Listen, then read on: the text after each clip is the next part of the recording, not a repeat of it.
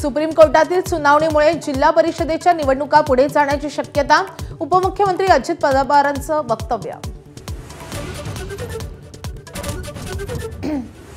मुख्यमंत्री फडणवीस आणि एकनाथ शिंदेंमधला दुरावा कायम, दिव्याज फाउंडेशनच्या कार्यक्रमात मुख्यमंत्री आणि शिंदेंचा अबोला।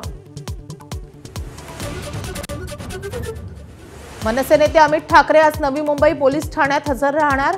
छत्रपती शिवाजी महाराजांच्या पुतळ्याचं विनापरवानगी लोकार्पण केल्यानं अमित ठाकरेंसह पदाधिकाऱ्यांवर गुन्हा, मनसे आज शक्ती प्रदर्शन करणार।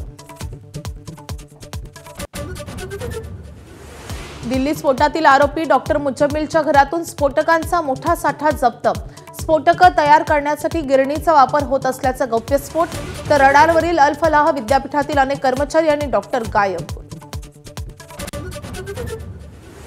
भारतीय महिला क्रिकेट संघाची स्टार खेळाडू उपकर्णधार स्मृती मंधना आणि सिने संगीतकार आणि निर्माता पलाश मुच्छल आज अडकणार लग्नबंधनात। लग्न सोहळ्यासाठी महिला टीम इंडिया संगलीत। गुवाहाटी कसोटीचा आजचा दुसरा दिवस, पहिल्या दिवशी दक्षिण आफ्रिकेच्या 247 धावांमध्ये 6 विकेट्स, कुलदीप यादवच्या 3 विकेट्स।